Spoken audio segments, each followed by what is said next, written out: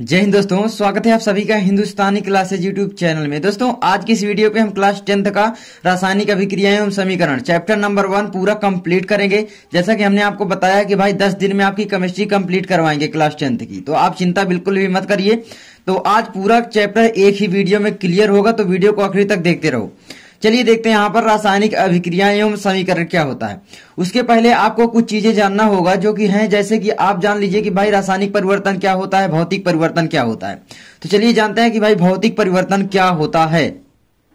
तो यहाँ पर देख सकते हैं कि भाई भौतिक परिवर्तन होता क्या है। ठीक है, इसमें क्या होता है भौतिक परिवर्तन में, सबसे पहले कि भाई रासायनिक पदार्थ नहीं बदलते, यानी आप बोल सकते हैं कि भाई रसायन नहीं बदलते, दूसरा नए रसायन का निर्माण नहीं होता है। ठीक है, दो चीजें इसमें होती हैं कि भाई क्या है, रासायनिक पदार्थ नहीं बदलते हैं और नए रसायन का निर्माण नहीं होता है, जैसा कि आप जानते होंगे। चलिए देखते हैं, इसको लिख लेते हैं पहले।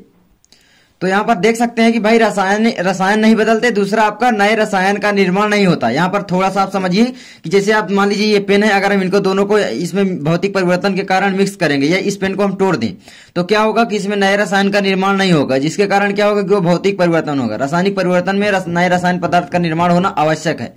और भी कुछ चीजें होती हैं, ठीक है, जैसे हम इस पेन को तोड़ दें या इसकी आकृति बदल दें, शेप बदल दें, तो वो भौतिक परिवर्तन होता है, रासायनिक परिवर्तन नहीं होता। लेकिन अगर इसको जला दें तो वो एक रासायनिक परिवर्तन हो जाए, क्योंकि ऑक्सीजन के साथ अभिक्रिया कर लेगा। तो आगे बढ़ते हैं कि भाई रासायनिक परिवर्तन क्या होता है।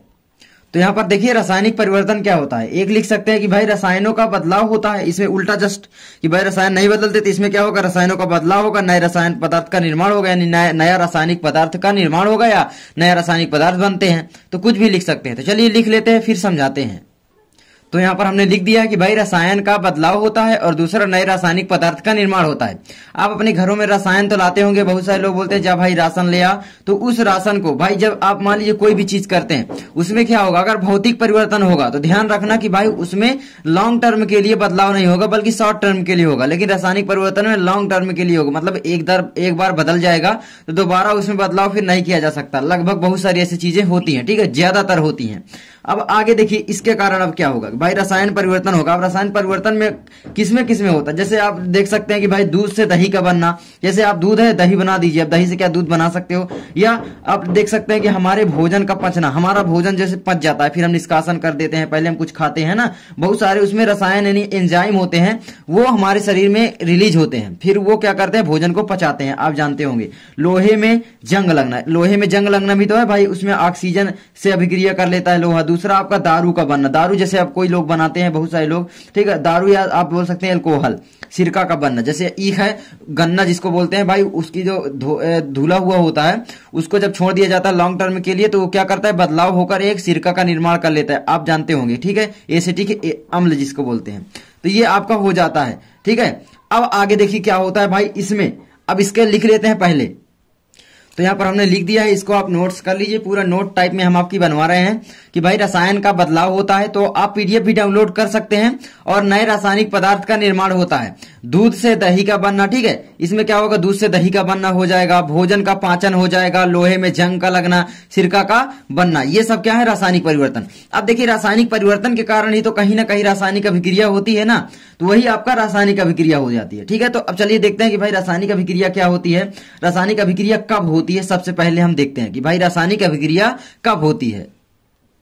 तो यहां पर प्रश्न है कि भाई रासायनिक अभिक्रिया कब होती है। ठीक है, तो यहां पर देखिए सबसे पहले क्या होगा, अगर रासायनिक अभिक्रिया होगी तो कोई पदार्थ है तो उसकी अवस्था में परिवर्तन हो जाएगा, जैसे वो ठोस है तो द्रव हो जाएगा, द्रव है तो गैस हो जाएगा, एक हो जाता है। दूसरा उसके रंग में परिवर्तन हो सकता है। तीसरा भाई गैस का निकास होगा, कोई भी गैस निकल सकती है उसके अंदर से। चौथा होगा कि भाई तापमान में परिवर्तन हो सकता है, ताप कम हो सकता है, ठंडा हो सकता है या गर्म हो सकता है। जैसे आप इनो पीते होंगे पानी में डालकर, तो वो भी एक रासायनिक परिवर्तन ही होता है, वो जल से अभिक्रिया करके आप देखते होंगे गिलास ठंडा पड़ने लगता है। ठीक है, इनो आप जानते होंगे, तो ये आप देख सकते हैं। तो चलिए इसमें कुछ लिख लेते हैं। तो यहां पर आप देख सकते हैं कि भाई रासायनिक अभिक्रिया कब होती है। सबसे पहले अवस्था में परिवर्तन होता है, उसके बाद रंग में परिवर्तन होता है, गैस का निकास हो सकता है, ताप में परिवर्तन हो सकता है। इनमें से कुछ भी घटक अगर घट रहे हैं तो समझ लीजिए रासायनिक अभिक्रिया हो रही है। जैसे कि यहां पर एग्जांपल के तौर पर समझे, ठीक है, जैसे आप समझ लीजिए पानी, ठीक है, पानी को ले लीजिए, पानी को अगर ठंडा करते हैं तो किस में बदल जाता है भाई, अगर थोड़ा ठंडा करते हैं तो बर्फ में बदल जाता है। ठीक है, बर्फ, ठीक है, और बर्फ को अगर और ज्यादा ठंडा किया तो वाष्प में बदल जाता है, वाष्प।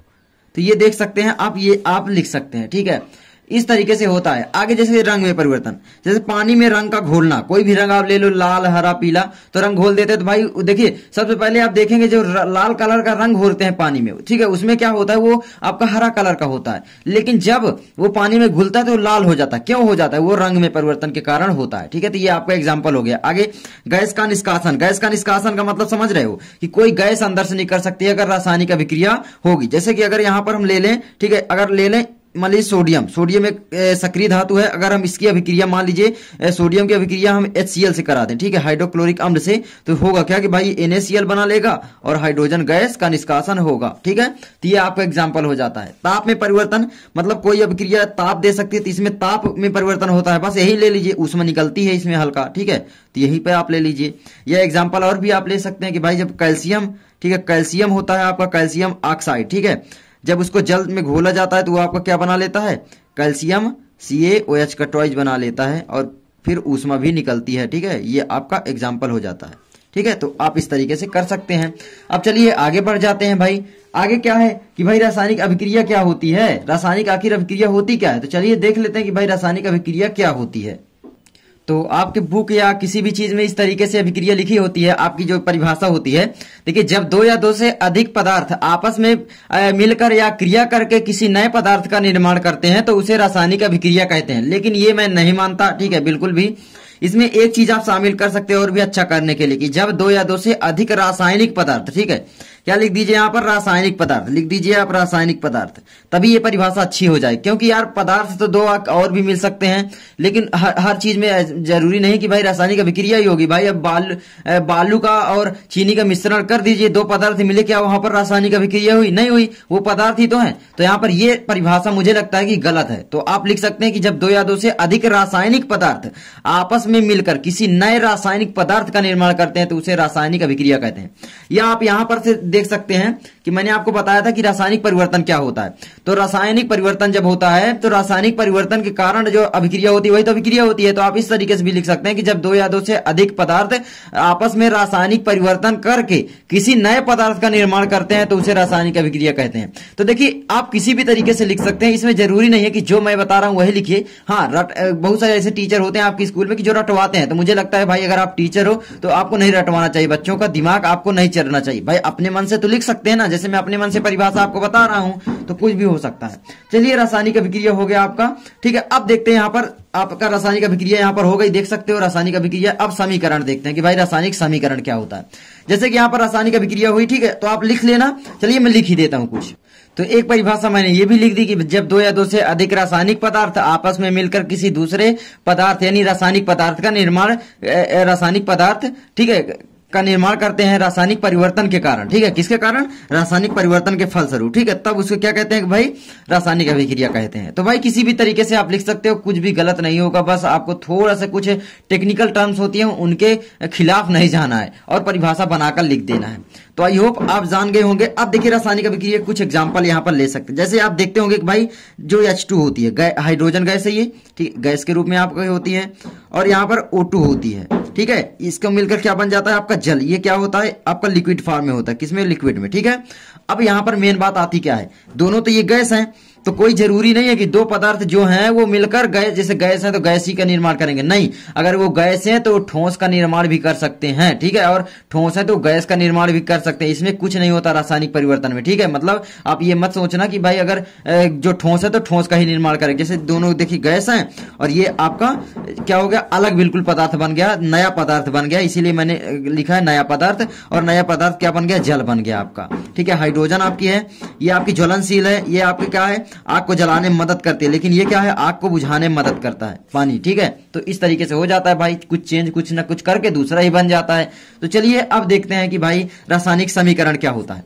बहुत ही सिंपल है, रासायनिक समीकरण ही तो मैंने लिख दिया, ये देखो रासायनिक समीकरण ही तो लिखा है ये यहाँ पर, देखिए ये सब रासायनिक समीकरण ही है, ठीक है। रासायनिक समीकरण का मतलब ही यही है कि भाई कोई भी चीज, जैसे आप Mg को ले लो, मैग्नीशियम को, और ये बस हमें क्या शॉर्ट टर्म में लिख लेते हैं, नहीं तो ऐसे लिखेंगे भाई हाइड्रोजन जब ऑक्सीजन से अभिक्रिया करता है तो वह जल का निर्माण करता है, और वो जल जो होता है वो लिक्विड फॉर्म में होता है, तो बहुत बड़ा हो जाएगा। तो बस शॉर्ट टर्म के लिखने के लिए हम क्या करते हैं, रासायनिक सूत्र का प्रयोग करते हैं, ठीक है, MgO बन जाता है। तो इस तरीके से आप कुछ भी लिख सकते हैं। तो यही आपका रासायनिक समीकरण हो गया भाई। ऐसे क्वेश्चन ज्यादा पूछते नहीं है वैसे। चलिए मैं परिभाषा आपको फिर भी क्लियर करवा देता हूं।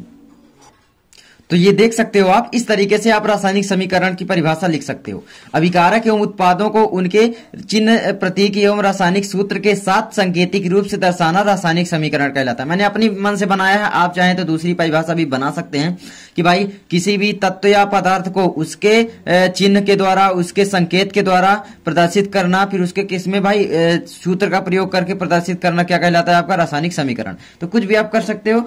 तो देखिए यहाँ पर एग्जाम्पल के तौर पर आप थोड़ा सा समझ लीजिए, जैसे कि यहाँ पर मैं एग्जाम्पल दूं, ठीक है। कुछ भी ले लो भाई, कार्बन जब आपका ऑक्सीजन से अभिक्रिया करता है तो आपका क्या बनाता है? कार्बन डाइऑक्साइड बनाता है, आप जानते होंगे। आपका जब अभी मैंने एग्जाम्पल दिया H2 और आपका इसमें O2 का होता है, मिलाव होता है, तो क्या बनता है? जल बनता है, H2O। लेकिन यहां पर क्या आपको लग रहा है कि ये हमें पूर्ण जानकारी दे रहे हैं? बिल्कुल नहीं दे रहे हैं, क्योंकि हमें पता ही नहीं चल पा रहा है कि गैस है कि ये, हमें ऐसे तो मालूम है, लेकिन आपको कैसे पता कि ये गैस है, ये गैस है और ये लिक्विड है? नहीं पता है।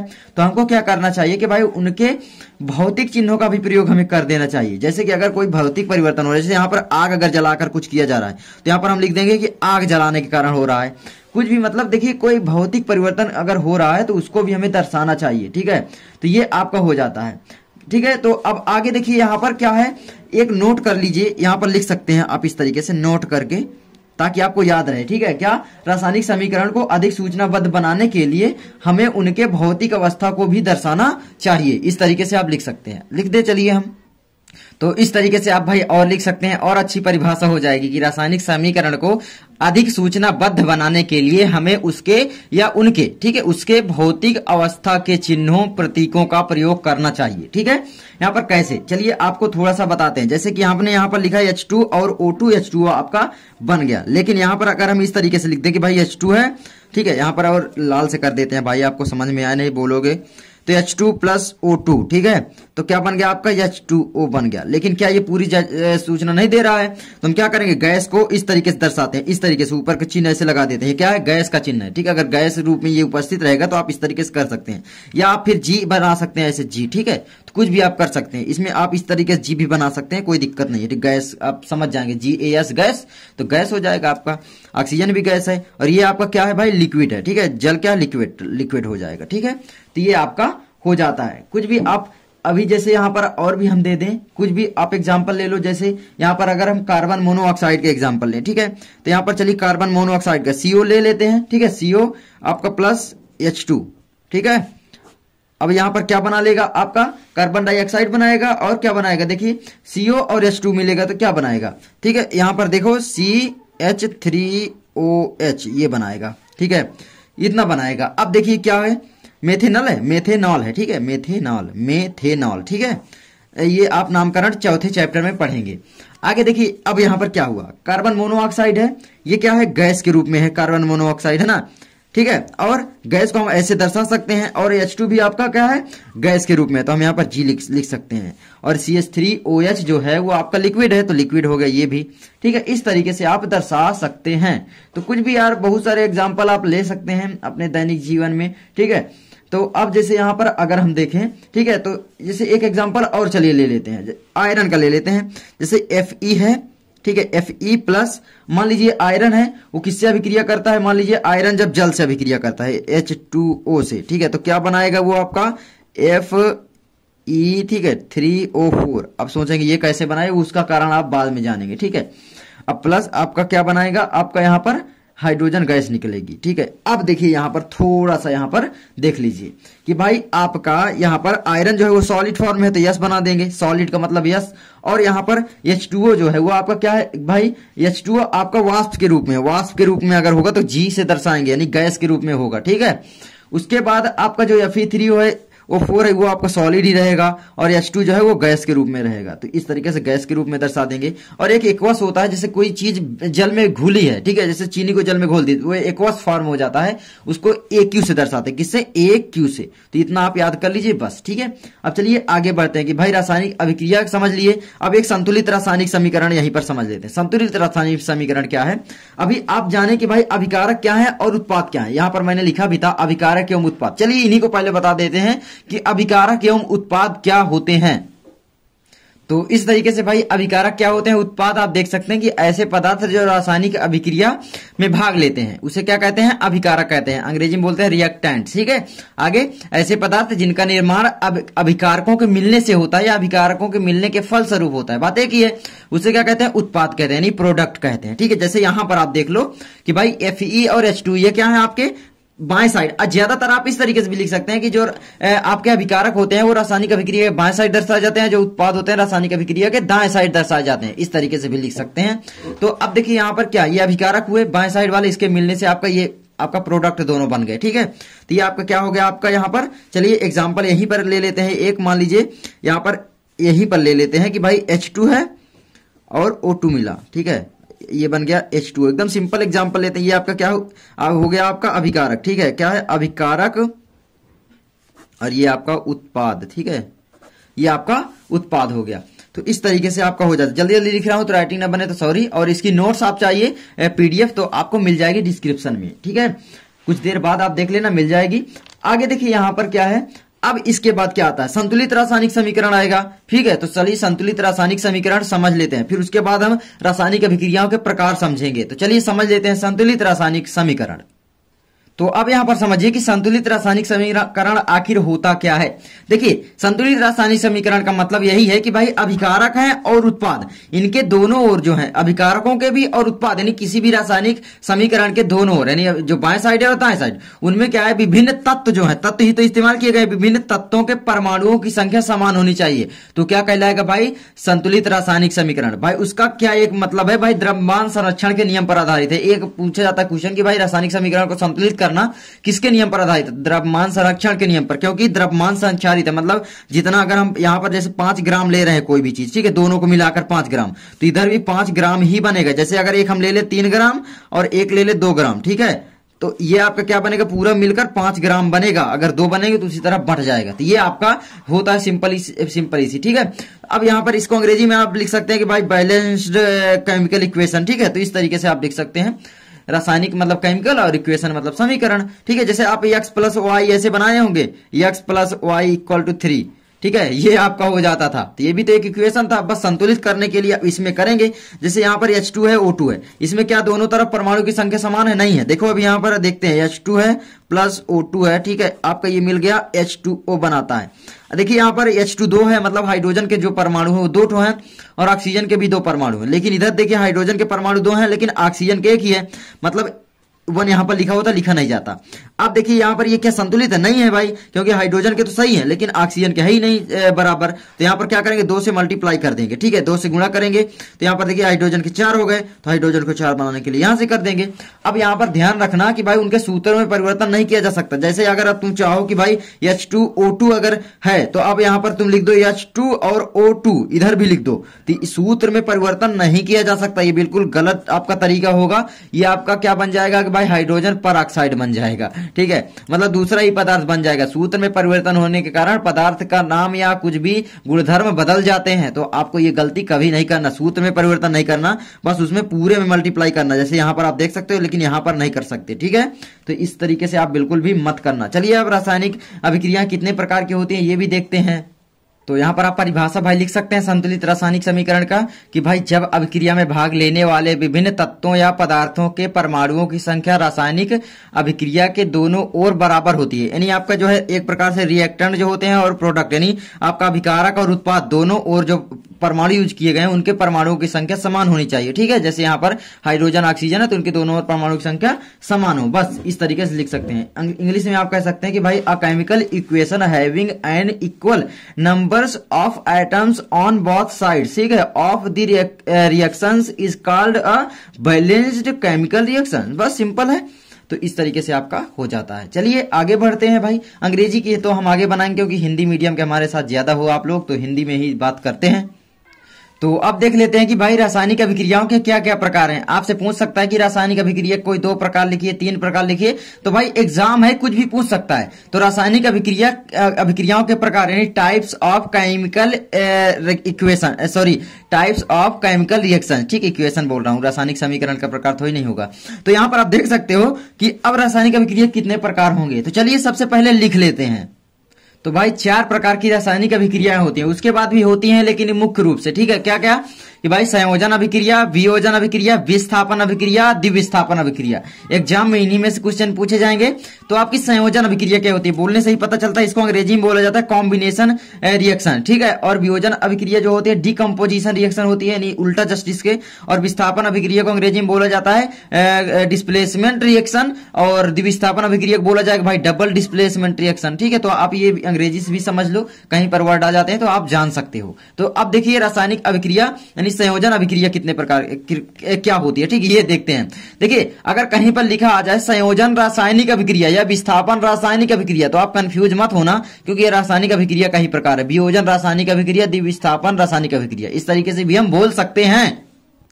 तो यहां पर संयोजन अभिक्रिया की परिभाषा क्या होगी, देखिए संयोजन अभिक्रिया में क्या होता है, मैं यहां पर लिख दूं तो आप आसानी से समझ जाएंगे, ठीक है। जैसे यहां पर मैं एक पदार्थ ले देता हूं ए और एक पदार्थ ले लेता हूं बी, ठीक है, और ये मिलकर क्या बनाएंगे, संयोग करेंगे, संयोग, ठीक है, क्या बनाएंगे, ए बी। बस आप समझ गए होंगे परिभाषा। क्या आप मुझे बता सकते हैं कि भाई जब 2 या 2 से अधिक पदार्थ, एक नहीं हो सकता, 2, क्योंकि 2 होना मिनिमम 2 होना चाहिए, उसके बाद 3 हो, 4 हो, 5 हो, 10 हो, 20 हो, 50 हो, 100 हो, 100 हो, 1000 हो, 2 लाख हो, 4 लाख हो, बस, ठीक है। तो अब यहां पर देखो, जब 2 या 2 से अधिक पदार्थ आपस में अभिक्रिया करके किसी तीसरे यानी नए पदार्थ का यानी एकल पदार्थ का निर्माण करते हैं, एक पदार्थ का, उसे हम क्या कहते हैं भाई, संयोजन अभिक्रिया कहते हैं। इंग्लिश में परिभाषा आप जान सकते हो कि भाई 2 और मोर जो है रिएक्टेंट्स करते हैं, वो क्या करते हैं, कंबाइन टू फॉर्म क्या सिंगल प्रोडक्ट, मतलब क्या कंबाइन हो जाते हैं, आपस में कंबाइन कर लेते हैं और मतलब सिंगल प्रोडक्ट का निर्माण करते हैं, सिंगल प्रोडक्ट मेक करते हैं, बनाते हैं, ठीक है, मेक अ सिंगल प्रोडक्ट, इस तरीके से भी हो सकता है। तो ये आपकी संयोजन अभिक्रिया की परिभाषा। चलिए लिख देते हैं भाई आपके संतुष्टि के लिए, और पीडीएफ डिस्क्रिप्शन में मिल जाएगी। तो इस तरीके से आप इसकी परिभाषा क्लियर कर सकते हैं। अब यहां पर भाई देखो, तुम बिल्कुल भाई ये मत समझना कि यही परिभाषा बिल्कुल सही है, आप अपने से बना सकते हो। मैं बहुत सारी परिभाषा बता दूं आपको संतुष्टि के लिए, ठीक है, कि जब 2 या 2 से अधिक क्या अभिकारक आपस में मिलकर, इस तरीके से भी हो सकता है, अभिकारक आपस में मिलकर या कंबाइन होकर ना, तो वही मिलकर, कि जब 2 या 2 से अधिक अभिकारक आपस में मिलकर किसी एकल प्रोडक्ट यानी उत्पाद का निर्माण करते हैं, तो उसे हम संयोजन अभिक्रिया कहते हैं। तो इस तरीके से भी हो सकता है। तो भाई कुछ भी हो सकता है, देखो भाई परिभाषा, तो ये मत कहना कि ये परिभाषा गलत है या तुम्हारी गलत है, कुछ भी गलत नहीं होता। अगर कोई कहता तो वो तुम्हारा शिक्षक चूतिया है, ठीक है। अब चलो आगे देखते हैं भाई, क्या कॉम्बिनेशन रिएक्शन हो गई आपकी। अब डिकम्पोजिशन रिएक्शन देखते हैं, यानी आपकी वियोजन अभिक्रिया, जस्ट इसके अपोजिट हो जाएगी। चलिए देखते हैं। अरे भाई कहां चले जा रहे हो, अभी क्या एग्जाम्पल नहीं दोगे क्या? तो चलो एग्जाम्पल दे देते हैं। तुम सोचे कि बस एग्जाम्पल देंगे ही नहीं, ठीक है। तो अब यहां पर एग्जाम्पल ले लो। चलो जैसे यहां पर है H2, पहला एग्जाम्पल, ठीक है, H2 है, चलो लाल से लिख देते हैं यार H2। और यहां पर क्या हो जाता है आपका O2। मैंने ये एग्जाम्पल बहुत देर से लेते चला आ रहा हूं, तो आपका बना लेता है H2O, ठीक है, ठीक है। ये संतुलित नहीं किया हूं मैं, आप कर लेना आगे। यहां पर जैसे एक मैंने अभी बताया कार्बन, और यहां पर ऑक्सीजन के साथ मिल गया, ये बना लिया आपका कार्बन डाइऑक्साइड CO2, ठीक है। अब ये भाई एक यही हो गया ना कि भाई जैसे चिकन बना रहे हो तुम ना, मैं तो खाता नहीं वैसे, चिकन बना रहे हो तुम ना, तो भाई उसमें मसाले वसाले सब कुछ डाल दिए, और फिर उसके बाद क्या हो, मिर्ची तेज हो गई, बस वही हाल इसमें हो जाता है, ठीक है। मतलब पूरा मिक्स हो जाता है, फिर तेज हो गई, ठीक है, मतलब एकदम मिक्स हो जाता है। मुर्गा लाए, मतलब चिकन लाए, उसके बाद मसाला लाए, प्याज लाए, धनिया लाए, सब आपस में मिक्स करके तीसरे पदार्थ का निर्माण कर दिए, वही आपकी संयोजन अभिक्रिया हो गई। इसमें देखिए 2 या 2 से अधिक बोला हूं, इसमें हो सकता है A हो, B हो, C हो, D हो, और वो मिलाकर बनाए ABCD। और देखिए इसके गुणधर्म, इन सभी के गुणधर्म इससे मैच हो या ना हो, इससे कोई फर्क नहीं पड़ता, क्योंकि रासायनिक परिवर्तन में कोई जरूरी नहीं कि इसका गुणधर्म इससे मैच हो, इसका गुणधर्म कुछ भी बदल सकता है, ठीक है, पूरा चेंज हो सकता है। 2 गैसें हैं तो वो किसी तीसरे आसमान का निर्माण कर सकते हैं, समझ गए। चलो आगे देखते हैं, एग्जाम्पल समझ गए। अब आगे देखते हैं डिकम्पोजिशन रिएक्शन, यानी आपकी वियोजन अभिक्रिया। तो अब यहां पर देखो वियोजन अभिक्रिया क्या होती है। जब एकल पदार्थ या एकल कोई भी आप लिख सकते हो, एकल अभिकारक वियोजित होकर या एकल पदार्थ वियोजित होकर 2 या 2 से अधिक पदार्थ का निर्माण करता है, ठीक है। या लिख सकते हो जब एकल पदार्थ या जब एकल अभिकारक वियोजित होकर 2 या 2 से अधिक प्रोडक्ट यानी उत्पाद का निर्माण करता है, तो उसे हम क्या कहते हैं, वियोजन रासायनिक अभिक्रिया, ठीक है, समझ गए। ये भाई वही बात हुई, मैंने मुर्गे वाला एग्जाम्पल तो आपको दिया था भाई, सपोज कीजिए कि जो मुर्गा चढ़ा है ना वो आपका गिर गया जमीन में और उसकी जो टांग है वो अलग हो गई और सब कुछ अलग हो गया। यार कुछ दूसरा एग्जाम्पल ले लो, ये क्या एग्जाम्पल मैंने ले लिया यार। चलो आगे बढ़ते हैं, ठीक है। अब यहां पर देखो एग्जाम्पल समझो, एग्जाम्पल समझो। एग्जाम्पल के तौर पर क्या तुम समझोगे, चलो समझो। तो भाई एग्जाम्पल क्या समझोगे, अभी तुम यही समझो। एग्जाम्पल क्या है कि भाई कोई ए बी है, ए बी का झगड़ा हो गया आपस में और ये टूट टूट के ए और बी में टूट गए, ठीक है। इस तरीके से आपका हो गया, बस सिंपल सा है, समझ गए होंगे। आई होप आप बिल्कुल समझ गए होंगे। अब देखो यहां पर ये जरूरी नहीं है कि दो मैंने क्या बोला है, एकल पदार्थ। इसमें एकल पदार्थ कोई ए बी सी डी वाला भी हो सकता है और वो वियोजित होकर A plus B plus C plus D बनाए, ठीक है। सपोज कर लो। तो यहां पर एग्जांपल चलो एक बता देते हैं भाई। एग्जांपल यहां पर मैं बता देता हूं, क्या हो जाएगा आपका कैल्शियम कार्बोनेट। सिंपल सा एग्जांपल है CaCO3, ठीक है, कैल्शियम कार्बोनेट। ये क्यों बना आगे चल के मैं बता दूंगा। अब यहां पर देखो भाई ये क्या करेगा, इसमें ये आपका थोड़ा सा ऊर्जा देंगे, एनर्जी इसमें डालेंगे। एनर्जी इसमें क्या है भाई डालना पड़ता है, ठीक है। उसके बाद ये किस में टूट जाएगा आपका calcium oxide CaO plus carbon dioxide, ठीक है। तो भाई संतुलित आप कर लेना बिल्कुल। तो इस तरीके से आपका ये भी बन जाता है। अब देखो यहां पर भाई इसको आप समझ गए। अब चलो देखते हैं डिस्प्लेसमेंट रिएक्शन क्या होती है, ठीक है। एक एक एग्जांपल आपको याद कर लेना है। याद क्या करना है, आसानी से कर ही सकते हो। इसकी जगह आप दूसरा भी भाई ले सकते हो, कोई भी एग्जांपल, ठीक है। जैसे कैल्शियम की जगह आप जिंक कार्बोनेट ले सकते हो कि भाई ZnCO3 ले लो और उसको तोड़ दो, ZnO में टूट जाएगा प्लस आपका कार्बन डाइऑक्साइड में टूट जाएगा। इस तरीके से आप एग्जांपल ले सकते हो, ठीक है। अब चलिए आगे बढ़ते हैं।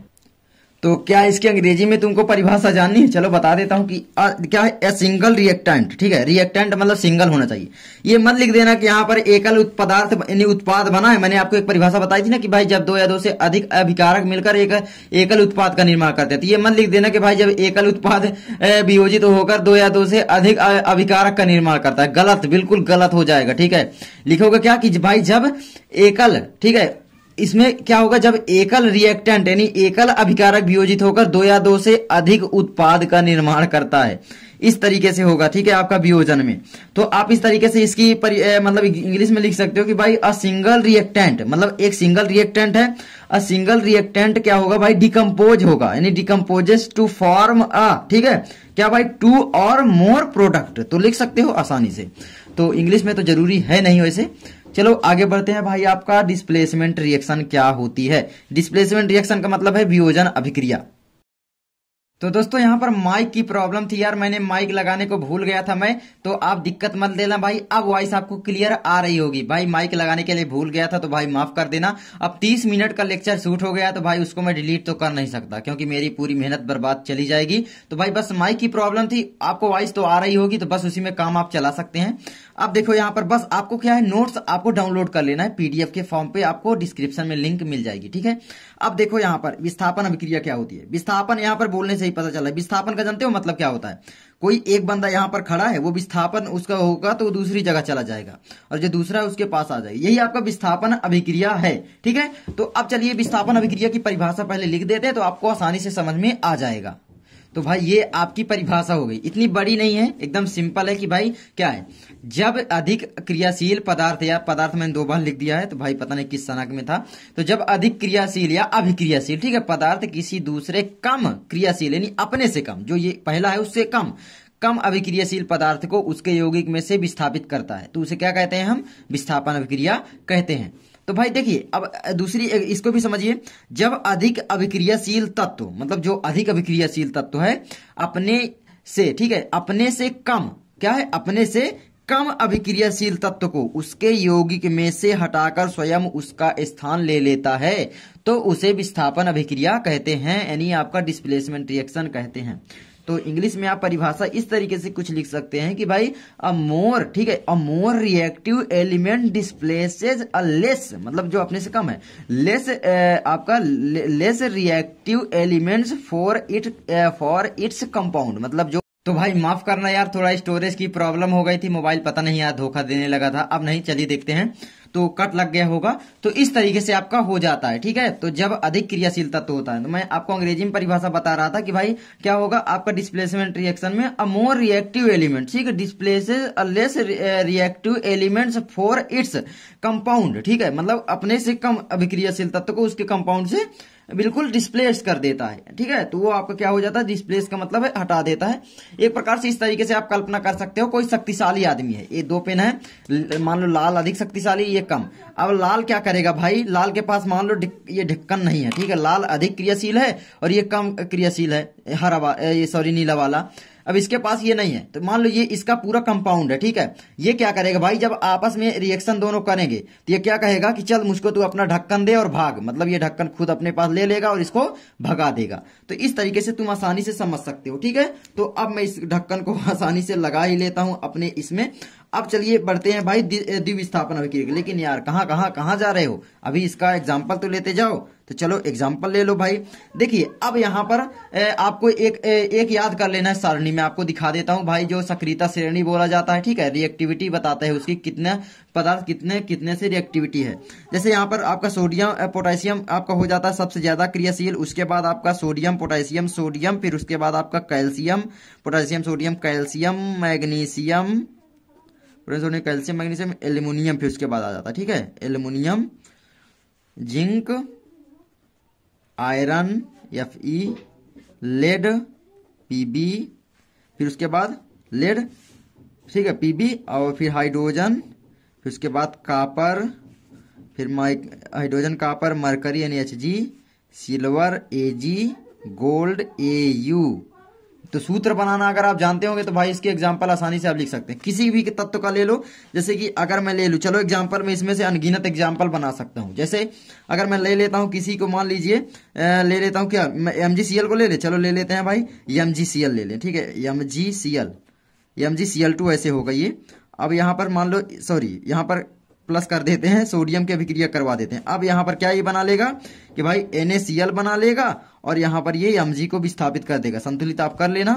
अब देखो यहां पर आगे संतुलित करना मैं अगली वीडियो में बताऊंगा, तो भाई टाइम ना लगे, ताकि आगे बना सकते हो। किसी को भी ले लो, यहां पर मान लो अभी हम कॉपर सल्फेट का विलयन ले लेते हैं, ठीक है, CuSO4 ये ले लेते हैं भाई, ठीक है, प्लस आपका हाइड्रोजन ले लें, चलो हाइड्रोजन ले लेते हैं, ठीक है, H2 हाइड्रोजन कापर। हाइड्रोजन देखिए अधिक क्रियाशील है कापर से, तो क्या करेगा भाई, ये H2SO4 बना लेगा, उसके यौगिक में से उसको हटा देगा, यानी ये इसका स्थान ले लेगा और इसको भगा देगा, यानी आपका Cu अलग हो जाएगा। इस तरीके से आपका हो जाता है। किसी भी तत्व को आप ले लो, जैसे कि यहाँ पर मैं जिंक का ले लूं, ठीक है, तो आपका जिंक और कापर का अभिक्रिया करा देते हैं। जैसे आपका यहीं पर CuSO4 ले लें और यहाँ पर आप जिंक ले लो, ठीक है, तो यहाँ पर क्या हो जाएगा, ZnSO4 हो जाएगा, प्लस आपका यहाँ पर कॉपर विस्थापित हो जाएगा। अब यहाँ पर आप सोच रहे होंगे ZnSO4, अब यहाँ पर Zn2SO4 क्यों नहीं बन रहा है, तो उसका मैं आपको बता दूं कि भाई यहाँ पर इसका जो संयोजकता होती है उसके कारण होता है। Zn की संयोजकता आपका +2 होती है और SO4 की जो होती है वो -2 होती है, दोनों कट जाते हैं, ZnSO4 बना लेते हैं। इसके बारे में हम आगे चर्चा आपको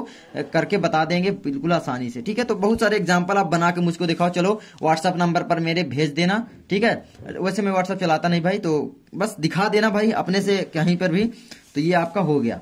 अब चलो देखते हैं कि भाई द्विविस्थापन अभिक्रिया क्या होती है, ठीक है, एग्जाम्पल आप अपने से लिख लेना, ठीक है। तो बहुत सारी चीजें यार हो सकती है, जैसे अगर यहाँ पर एक और ले लेते हैं, चलो सोडियम का, सोडियम प्लस HCl हाइड्रोक्लोरिक अम्ल के साथ करवाते हैं, तो क्या होगा आपका कि भाई यहाँ पर क्या बनेगा, चलो बताओ, NaCl बना लेगा, यानी नमक आपका बन जाएगा और हाइड्रोजन गैस निकलने लगेगी, ठीक है। इस तरीके से आपका होने लगेगा। चलो अब द्विविस्थापन अभिक्रिया समझते हैं। तो इसमें क्या होगा, देखिए बोलने से पता चला द्विविस्थापन में डबल रिएक्शन होगा इसमें। देखिए यहां पर मैं बताने को आपको भूल गया था कि अगर आप ले लो, जैसे यहां पर इस तरीके से आप सोचो कि मैं इस तरीके से ले लूं, यहां पर मैं बता देता हूं, ठीक है। मान लो ZnSO4 कोई भी ले लो, ZnSO4 ले लें और यहां पर आप सोच लो कि भाई मैं कॉपर से अभिक्रिया इसकी करा दूं, तो ये अभिक्रिया नहीं होगी, नो रिएक्शन, ठीक है, क्योंकि कॉपर अधिक क्रियाशील नहीं है, इसमें कोई रिएक्शन ही नहीं होगा, ठीक है। तो ये आप ध्यान रखना, अपने से कम क्रियाशील तत्व को विस्थापित कर ही नहीं सकता, जिसके कारण रिएक्शन पॉसिबल नहीं होगी। अब यहाँ पर द्विविस्थापन अभिक्रिया क्या है, इसमें आयनों का आपस में आदान प्रदान होगा। मतलब क्या, आयनों का मतलब समझ रहे हो, ये जैसे SO4 था, ये आयन ही तो था, SO4-2 ये क्या था, आयन था। जैसे यहाँ पर क्या था, Cl था, ये भी तो माइनस आयन के रूप में था। और यहाँ पर सोडियम जैसे बना था प्लस आयन के, यानी Cl बन गया था। तो यहाँ पर आपस में आयनों का आदान प्रदान होगा। चलिए परिभाषा क्लियर करते हैं, उसके बाद आपको समझा देते हैं। तो इस तरीके से भाई आप लिख सकते हैं। इसका एग्जाम्पल क्या होगा, देखिए इसमें क्या होगा कि इसमें दो पदार्थ आपस में आयनों का आदान प्रदान यानी अदला बदली करते हैं। जैसे यहाँ पर पदार्थ का मतलब है तत्व, आप ले लो। जैसे कि यहाँ पर ले लेते हैं सोडियम हाइड्रोक्साइड यानी OH ले लें, चलो ले लेते हैं, और यहाँ पर HCl ले लेते हैं, ठीक है, HCl। अब यहाँ पर होगा क्या, आपस में आयनों का आदान प्रदान। आयन यहाँ पर कौन कौन से हैं, यहाँ पर OH है एक और यहाँ पर Cl है, ये आयन है, और ये आपका तत्व हो गया सोडियम और हाइड्रोजन, यानी आपका जो OH है ये माइनस आयन के रूप में उपस्थित है दोनों मिलके, ठीक है। और यहाँ पर जो Cl है वो माइनस आयन ये भी है, तो ये आपस में अदला बदली कर लेंगे। मतलब ये इससे रिएक्शन कर लेगा, और ये वाला जो होगा ये OH है यानी हाइड्रोजन इससे कर लेगा, ठीक है, ये इससे कर लेगा, यानी क्या बना लेगा आपका टोटली, यानी NaCl बना लेगा, ठीक है, और यहां पर H2O बना लेगा, ठीक है। तो इस तरीके से होगा, कोई भी ले सकते हैं, इसमें से आप ले लो बहुत सारे, आप जैसे MgCl ले लो, कितने भी एग्जांपल आप लिख सकते हैं। MgCl ले लेते हैं चलो, और यहां पर ले लेते हैं H2SO4, ठीक है, H2SO4 इसको ले लो, इसमें भी आयन का आदान प्रदान हो गया, यानी SO4 किससे अभिक्रिया करेगा, Mg से, तो क्या बना लेगा MgSO4, SO4, और यहां पर H2SO4 क्या बनाएगा, HCl बनाएगा। अब यहां पर आप बस ये सोच रहे होंगे कि भाई MgSO4 क्या हुआ, यहां पर H2SO4 क्यों था, ठीक है। तो इसका कारण ये है कि भाई हाइड्रोजन की संयोजकता H+ होती है, ठीक है, यहां पर, और यहां पर मैग्नीशियम की होती है जो Mg+2 होती है, जिसके कारण, और SO4 की जो होती है -2 होती है, और यहां पर जो Cl की होती है वो माइनस होती है। तो जब Mg इससे अभिक्रिया करेगा, दो दो कट जाएंगे, MgSO4 बना लेगा। लेकिन जब Mg अगर Cl से अभिक्रिया करेगा तो जानते हो क्या बनेगा, MgCl2 बनेगा, क्योंकि इसमें एक ही होती है, इसमें दो, तो ये दो इसमें आ जाएगा। तो ये मैं आगे चल के आपको वीडियो एक बनाया भी हूं, आप देखे होंगे, और सूत्र बनाने वाला जो मैं बनाया था वीडियो कि आसानी से सूत्र बनाओ, तो आप जाकर देख सकते हो, ठीक है। तो ये आपकी हो गई। अब यहां पर एक हो जाती है ऊष्मा क्षेपीय अभिक्रिया, ऊष्मा शोषीय अभिक्रिया, इसको समझ लेते हैं सबसे पहले। अब तो इसको आप समझ गए होंगे आई होप। तो इसमें क्या होगा कि भाई म्यूचुअल एक्सचेंज होगा किसका, आयन का, ठीक है, यानी म्यूचुअल एक्सचेंज होगा आयन का, ठीक है। आगे चलिए बढ़ते हैं। तो यहां पर आप देख सकते हो कि भाई ऊष्मा क्षेपीय अभिक्रिया क्या है। जैसे यहां पर आप देखे होंगे सोडियम धातु को जब जल में डाला जाता है तो उसमें ऊष्मा उत्पन्न होती है, ठीक है, मतलब आग जलने लगती है, एक प्रकार से पानी में जलने लगता है, तो वो क्या होती है, ऊष्मा क्षेपीय अभिक्रिया। जैसे कि यहाँ पर एग्जांपल और भी लेते हैं कि भाई कैल्शियम आप लेते हैं, कैल्शियम जानते हैं, तो कैल्शियम ऑक्साइड जो होता है उसको जब प्लस का चिन्ह लगाना चाहिए, जल के साथ घोलते हैं तो वो आपका क्या बना लेता है, कैल्शियम हाइड्रोक्साइड CaOH का ट्वाइस बना लेता है, जानते हो आप, ये बना लेता है, ठीक है, कैल्शियम जो होता है। तो यही होता है, कैल्शियम ऑक्साइड नहीं, कैल्शियम अगर ले लेंगे तो कैल्शियम जल से मिलकर CaOH का ट्वाइस बना लेगा, ठीक है, तो ये बना लेगा, ठीक है, आप देख लेना। और प्लस ऊष्मा निकलेगी, क्या निकलेगी, ऊष्मा। आप जल सकते हैं, या आप जिस पात्र में रखेंगे, पात्र का मतलब समझ रहे हो, गिलास है, कुछ बर्तन है, वो गर्म पड़ने लगेगा, उसमें ऊष्मा क्षेपीय अभिक्रिया होती है, ठीक है। और कुछ ऐसी भी अभिक्रिया होती है जिसमें ऊष्मा ली जाती है, वो ठंडा होने लगेगा, अभी मैं बताता हूं आपको।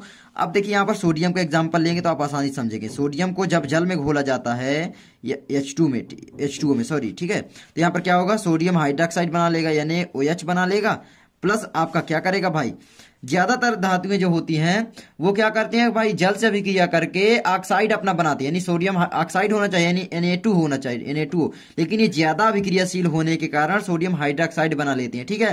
तो ये आप कंफ्यूजन में मत रहना। तो यहाँ पर ये हो गया आपका, और यहाँ पर हाइड्रोजन गैस निकलेगी प्लस ऊष्मा निकलेगी, ठीक है। तो इस तरीके से आपका हो जाता है। जैसे अगर पोटेशियम को भी ले लो अगर, तो ये H2O के साथ अभिक्रिया करेगी तो आपका ये क्या होगा, वही बनाएगा KOH, क्योंकि एक ही ग्रुप के तत्व हैं, आपको आवर्त सारणी जरूर याद करना है, ठीक है, प्लस H2 में निकलेगी प्लस ऊष्मा।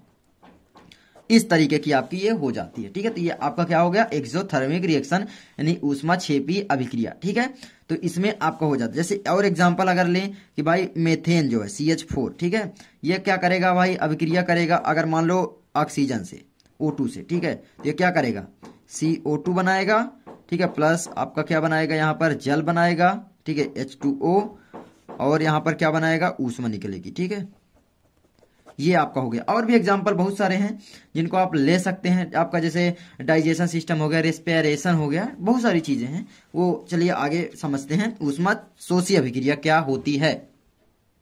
तो यहाँ पर आप देख सकते हैं, ठीक है, मतलब ये आपका हो जाता है ऊष्मा शोषी अभिक्रिया। ऐसी अभिक्रियाएं जिसमें ऊष्मा अवशोषित होती है ऊष्मा शोषी अभिक्रिया कहलाती है।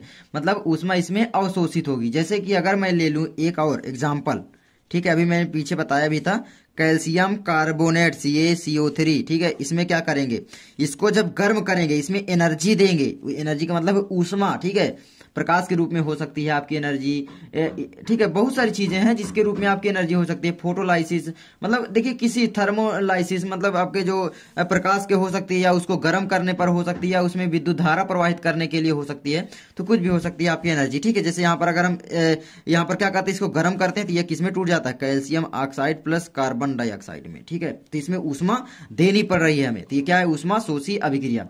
आगे देखिए यहाँ पर आपका दूसरा हो जाता है आपका प्रकाश संश्लेषण, ठीक है। प्रकाश संश्लेषण एग्जाम्पल अगर पूछे तो लिख देना प्रकाश संश्लेषण, इसको अंग्रेजी में बोला जाता है फोटोसिंथेसिस, ठीक है, लेषण, फोटोसिंथेसिस, प्रकाश संश्लेषण ऐसे है, हिंदी देख लेना आप, ठीक है। अब यहाँ पर आगे देखिए प्रकाश संश्लेषण, ठीक है, इसमें क्या होगा प्रकाश संश्लेषण में, चलो इसके आपको लिख भी देते हैं पूरा कि भाई यहाँ पर कार्बन डाइऑक्साइड हुई, CO2 प्लस H2O आपका हुआ। उसके बाद होगा क्या, उसके बाद होगा आपका इसमें एनर्जी, प्रकाश संश्लेषण में एनर्जी जाएगी। इसमें क्या होगा आपका क्लोरोफिल रहेगा, ठीक है, पूरा क्लोरोफिल रहेगा। तो लिख देते हैं भाई यहाँ पर क्लोरोफिल लिख दो, क्लोरोफिल लिख दो। और यहाँ पर आपका सूर्य का प्रकाश रहेगा, यानी सनलाइट, ठीक है, सनलाइट लिख दो आप पूरा। उसके बाद आपका क्या होगा कि भाई यहाँ पर ये ग्लूकोज में टूट जाएगा, C6H12O6 में संतुलित नहीं कर रहा हूं, प्लस O2 रहेगा, ठीक है, ये आपका हो जाता है। जल्दी जल्दी बता रहा हूं, तो इसकी नोट्स आपको चाहिए तो आपको डिस्क्रिप्शन में पूरा यही पूरा मिल जाएगा, ठीक है। आप अगर बनाना चाहते हैं तो भाई अपने से लिख के बना सकते हैं, ठीक है। अब यहाँ पर देखिए क्या होगा, जब एनर्जी किस फॉर्म में, 3 फॉर्म से दी जा सकती है। पहला आपका हो जाता है आपका कि भाई हम इसमें क्या करें भाई, गर्म कर दें, यानी आपका क्या हो जाएगा, थर्मोलाइसिस हो जाएगा, ठीक है, मतलब अंग्रेजी में बोला जाता है। और एक हो जाता है आपका फोटोलाइसिस, मतलब इसमें सनलाइट दें, तो फोटोलाइसिस मतलब प्रकाश, फोटो मतलब है लाइट, ठीक है। और उसके बाद आपका हो जाता है इलेक्ट्रोलाइसिस, मतलब उसमें विद्युत प्रवाहित करने पर, ठीक है। तो इस तरीके से हो जाता है, तो ये आप देख सकते हैं। जैसे कि आपका एग्जाम्पल ले सकते हैं, एक मान लीजिए AgCl, और भी ले सकते हैं AgCl। AgCl में क्या करना पड़ेगा भाई, ये टूटता है जब Ag प्लस Cl2 में टूटता है, ठीक है, Cl2 में ये टूटता है। लेकिन कब टूटता है, इस सनलाइट की उपस्थिति में, गर्म करने पर नहीं होगा, लेकिन सनलाइट में हो जाएगा, ठीक है। तो ये आप लिख देना। और इलेक्ट्रोलाइसिस में आप देख सकते हो, मतलब आपका जब विद्युत धारा प्रवाहित करने पर, ठीक है, जल का अपघटन जब होता है, H2O जब होता है, तो उसको किस में टूट जाता है आपका, H2 प्लस O2 में टूट जाता है। किसमें भाई, जब इसमें विद्युत धारा प्रवाहित की जाती है, यानी इलेक्ट्रिसिटी दी जाती है, इलेक्ट्रिसिटी, ठीक है। तो ये आप देख लेना। वीडियो लंबी हो रही है लेकिन मैं बहुत अच्छे से आपको समझा रहा हूं। अब इसके बाद मेन आपका आ जाता है रेडॉक्स अभिक्रिया, ठीक है। तो रेडॉक्स अभिक्रिया आगे हम क्लियर कर लेंगे। तो यहाँ पर अगली आपकी अभिक्रिया आ जाती है रेडॉक्स अभिक्रिया, ठीक है। रेडॉक्स अभिक्रिया में सबसे पहला आपका क्या आ जाता है, रिडक्शन, क्या आ जाता है, रिडक्शन, ठीक है। और एक आपका आ जाता है री से रिडक्शन हो गया, डॉक्स से हो गया आपका ऑक्सीडेशन, ठीक है। रेड से हो गया रिडक्शन, और ऑक्स से हो गया ऑक्सीडेशन, यानी आपका एक हो जाता है ऑक्सीडेशन, यानी ऑक्सीकरण इसको बोलते हैं। रिडक्शन का मतलब इसको अपचयन उपचयन आप पढ़े होंगे, अपचयन उपचयन, ठीक है। तो यही आपका हो जाता है। जैसे रिडक्शन को आपको क्या बोलेंगे, उपचयन, और ये आपका हो जाता है अपचयन। उपचयन में क्या होगा भाई, ऑक्सीजन जुड़ेगा, ऑक्सीजन जुड़ेगा और हाइड्रोजन, ऑक्सीजन क्या होगा आएगा और हाइड्रोजन जाएगा, ठीक है। और उपचयन अपचयन में क्या होगा कि भाई ऑक्सीजन हटे जाएगा, हाइड्रोजन आएगा, ठीक है। इस तरीके से मैं चिन्ह दर्शा दे रहा हूं। तो इसकी पूरी परिभाषा आपको अगर देखनी है तो अगले लेक्चर में कंप्लीट करेंगे। यार वीडियो बहुत लंबी हो गई है, मुझे भी थोड़ा काम है। उसके बाद हम क्या देखेंगे भाई, प्रकाश, देखिए आपका एक देखेंगे संक्षारण देखेंगे, और एक देखेंगे संक्षारण। आप जानते होंगे भाई, लोहा जब नष्ट होने लगता है, कोई भी धातु है तो वो संक्षारण कहलाती है। एक आपका विकृत गंधिता, ठीक है, विकृत गंधिता इसको बोला जाता है, विकृत गंधिता, विकृत गंधिता हो जाती है। इसको अंग्रेजी में बोला जाता है रैंसिडिटी, ठीक है। तो बोलने में दिक्कत हो जाती है अंग्रेजी थोड़ा, बस ये है। तो अगले लेक्चर में कंप्लीट करेंगे। आई होप वीडियो अच्छी लगी होगी। अगर वीडियो अच्छी लगी तो प्लीज यार वीडियो को लाइक करें, चैनल पर नए सब्सक्राइब करो, बेल घंटी दबाओ, जो करना है कर दो। और मिलते हैं नेक्स्ट वीडियो में। और इनका लेक्चर तो आप देख के जाना भाई, प्लेलिस्ट चेक कर लो, सब कुछ आपको मिल जाएगा। जय हिंद।